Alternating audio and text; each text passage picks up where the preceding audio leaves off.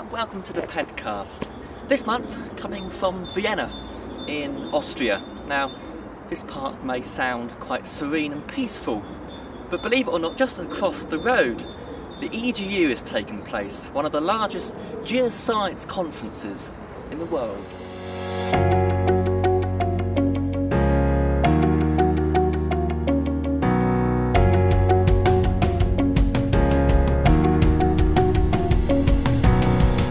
The EGU brings together geoscientists from all over the world to a meeting covering all aspects of Earth, planetary and space sciences.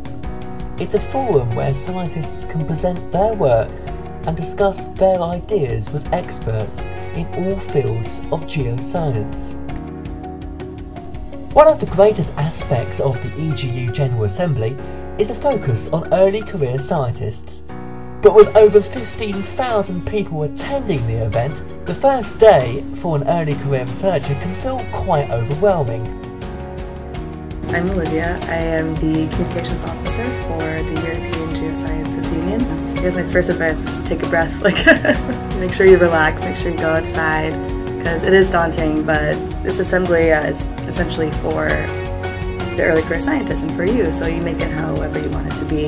There's no requirement for the assembly. There's no set of rules on how to go to a conference. But that being said, there are some really great resources for early career scientists at the assembly and throughout the year as well.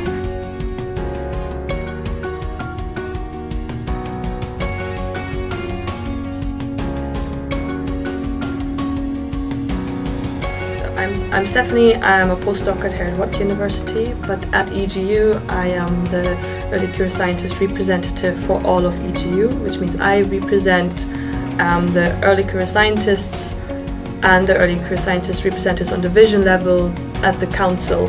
And with that role I'm also actually part of the outreach committee at EGU. What I really like about the General Assembly is this mix of science and short courses. And I think there's not many conferences actually I've been to that has this focus on becoming a well-rounded scientist. Obviously the science is important, but there are lots of skills you also need to make sure that you are successful. So I think the short course opportunities, the variety from skills development, career development, science communication is really great.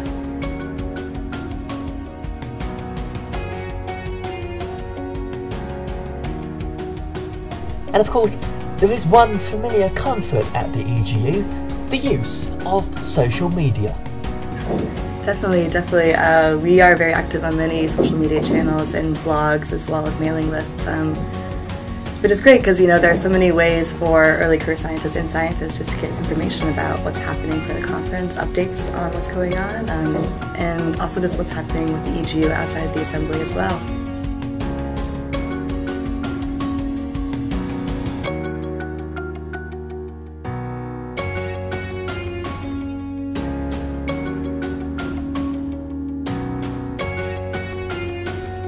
So if you're thinking about attending, what should you do? If you have an opportunity to contact some people before the General Assembly, either through social media actually or through an email, and maybe arrange to meet up with them, that normally works really well. But also if you're not quite sure, then there's, if you find out who your division early career scientist representative is, you can always get in touch with them. Or then obviously get in touch with me. I'm always happy to answer questions or point people in the right direction. The other one would be to see who else is going that you maybe know and ask them for tips and tricks. But I think the General Assembly is an opportunity to step out of your comfort zone. Don't just hang out with your lab buddies, don't just hang out with the other PhD students and postdocs you know.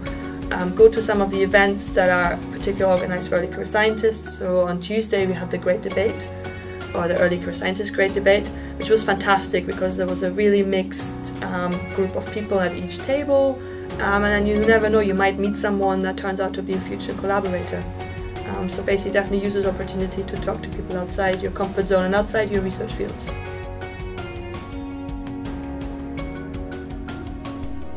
And what about after the General Assembly?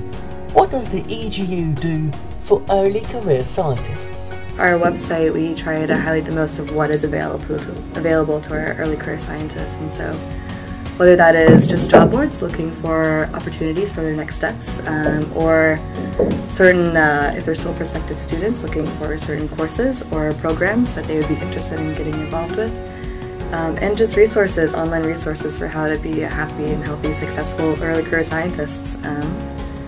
And we also have a really active network of early career scientist representatives, Stephanie being the union-wide one, who really work both at the Assembly and throughout the year to meet ECS needs and to be a voice for our ECS community. And since the European Geosciences Union is a bottom-up organization, their voices are really being heard. We really pride ourselves in listening and responding to people.